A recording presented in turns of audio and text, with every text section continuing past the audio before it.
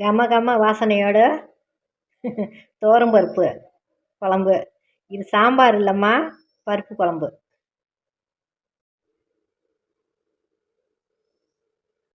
வாங்க இன்றைக்கி அருமையான பருப்பு குழம்பு ஒன்று செஞ்சிடலாம்.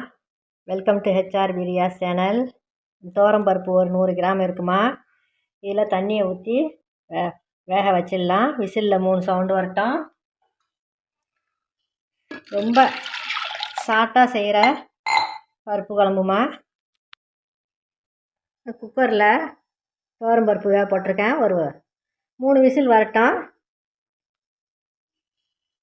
பருப்பு வெந்துருச்சுமா. இல்லை தக்காளியை இப்படி பிசைஞ்சு விட்டுக்கலாம். தக்காளியை பிசைஞ்சு போட்டாக்கா நல்லா டேஸ்டியாக இருக்கும்மா. தக்காளியை அரிஞ்சிட்டு நல்லா அப்படி பிசைஞ்சு போடுங்க. காய்கறி எல்லாம் நறுக்கி வச்சுருக்கேன். என்ன காய்கறி இருந்தாலும் அதில் சேர்த்துக்கலாம். 4 பூண்டு பல், இது ஜீரகத்தூள், மஞ்சத்தூள், மிளகாய்த்தூள், மல்லித்தூள், அவ்வளவுதான். இதுக்கு மிளகுத்தூள் போடக்கூடாதுமா. மிளகுத்தூள் போட்டால் கொஞ்சம் கடுத்தா மாதிரி போயிடும். தேவையான அளவு தண்ணி சேர்த்துக்கலாம். குழம்பு எவ்வளவு தேவையோ அவ்வளவு தண்ணி சேர்த்துக்கலாம். இப்போது தேவையான அளவு உப்பு சேர்த்துடலாம்.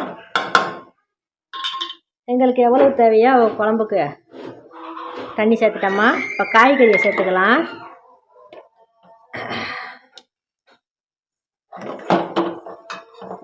வெண்டைக்காய், கத்திரிக்காய், அவரைக்காய், பச்சை மிளகா 2, முள்ளங்கிலாம் போட்டால் நல்லா வாசனையாக இருக்கும். கேரட்டு, எல்லா காயும் போட்டுக்கோம்மா. மாங்காயும் கொஞ்சம் போட போகிறேன். இது வெந்ததும் மாங்காய் கடைசியாக சேர்க்கலாம். இப்போ காய்கறி ஓரளவுக்கு வெந்துருச்சுமா. அதில் மாங்காய் சேர்த்துக்கலாம்.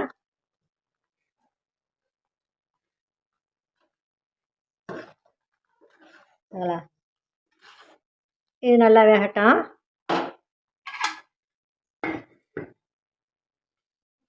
தாளிச்சு இல்லாமல் ஒரு தாளிப்பு போட்டுடலாம்.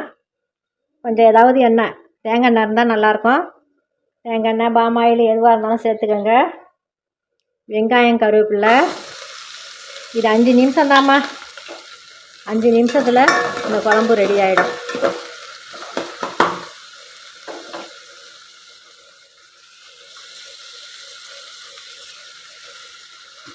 நல்லா சுவையாக இருக்கும்மா. நல்லா ஒரு குண்டான் சோறு உண்டாலாம் பத்தாது. நல்லா சுவையாக இருக்கும். வாசனைக்கு கொஞ்சம் பெருஞ்சீரகத்தூள் சேர்த்துக்கலாம். பெருஞ்சீரகத்தூள் போட்டால் நல்லா மணக்கும்.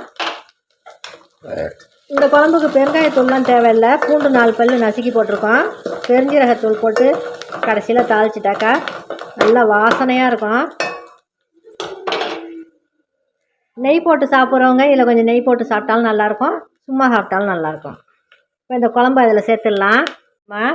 இதை கலக்கலாம் கூடாது. அப்படியே ஒரு மூடி போட்டு மூடின்னு அடுப்பையும் ஆஃப் பண்ணின்னு. அவ்வளவுதாம்மா. இந்த வீடியோ பிடிச்சிருந்தா லைக் பண்ணுங்கள், ஷேர் பண்ணுங்கள், சப்ஸ்கிரைப் பண்ணுங்கள். இன்னொரு வீடியோவில் சந்திக்கிறேன். நன்றி, வணக்கம். நீங்கள் பார்த்தாலும் பார்க்கலனாலும் ஒரு லைக் போட்டு விடுங்க. லைக் இருந்தால் தான் அடுத்தவங்களுக்கு போவோம். அதுக்கு தான் சொல்கிறேம்மா. சரிம்மா, இன்னொரு வீடியோவில் சந்திக்கலாம்.